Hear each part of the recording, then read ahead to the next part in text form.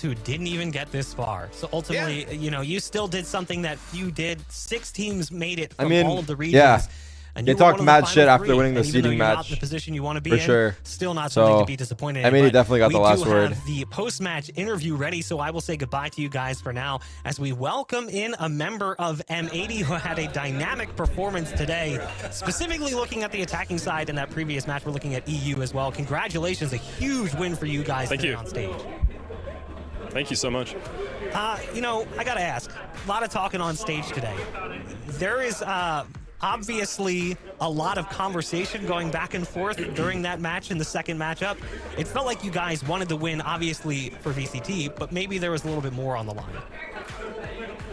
Yeah, I mean, I said it after every interview. These guys talked to us after they beat us in groups. They talked after the match. I said it after every interview. I'm looking to play Union. We played 9Z, we played Fusion, we played Guard. Every interview I was saying I was looking to play Union. These guys talked after they won. You don't talk after you win. You can talk mid-game. After you win, you don't talk. So yeah, of course we talked back after. Did it feel good to just basically get that that level of closure to be like, okay, that was what we should have done in the opener. We came out and we accomplished our goal. Yeah, I mean, we knew we were going to win. Going into the match, we knew we were going to win. Like, a week ago, we knew we were going to win against the Union. We just needed one more match. We were getting used to the seeding on the group stage. We needed one more match against the Union, and we knew we were going to talk. We're going to play to our heart's content, and we're going to beat them. They literally got to watch our match. We had to play 2 BO3s in one day. They had to watch our match, and they still lose.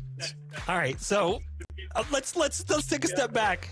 Looking at your first series, you guys play on stage. It's the first time you've played in an environment like that.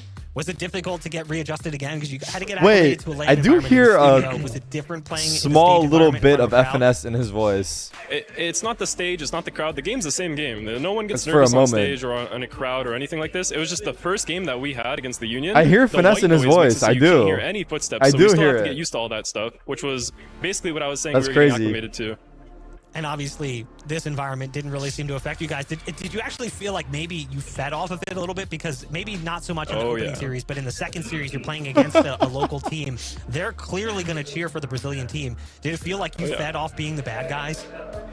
Oh yeah, even in the first game, they were all cheering for 9Z. When we walked out on the stage, it was woo for 9Z and then boo for M80. It doesn't matter. It makes us play better, bro. Keep booing us. We're the villains. It's fine. I understand. So do you feel like now that you're going to play against the Guard, a team you've played against quite a bit, another team from North America, do you think you're going to be the ones that get booed again and Guard's going to get cheered for? Or do you think it's going to be double boos going across the stage?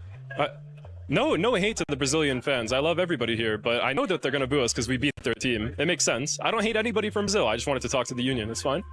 All right, well, congratulations again. We'll go ahead and let you guys get prepared for your matchup against the Guard. Everything on the line. You guys are fighting for that VCT chance that you've been fighting for since day one of this roster's inception. Congratulations yet again. Thank you so much, man. Oh, man. Damn. They were really looking to talk some trash against the Union. And honestly, I'm here for it. Look, I've said it a million times before. I love the rough and tumble nature of Tier 2. Sometimes tomorrow will be interesting. Like the tomorrow will be interesting. Scenes, it gets a little also, bit it is strange. that emotion. Not gonna lie. Both sides. It was not I'm just genuinely curious, but why would they like not leave it in the game the second the game's over? Cover the rest of the match, right? You gotta respect that. No, you absolutely have to. I mean, it's at the end of the day, this is an entertainment sport. Like, however you want to put it, it is entertaining. This kind of behavior, this kind of tension among players is great as long as it is within. I guess they were doing it from the arena. They just analyzed it quickly and then just called it. You know, have a great day, best of luck, do your thing, all good. You know, but I don't know. Congratulations, like you said it pretty well. I think he perfectly captured it, honestly. I just love it as well that eeiu is probably the most Canadian trash talker that we've had interviews here. Like the smack talk, but sounding way too polite at the same time. It's just like so happy that they got this victory the way that they did, and I could just tell that when he's walking away from that interview and celebrating with his team, they are loud as hell. Well, that means we've got 1 day left.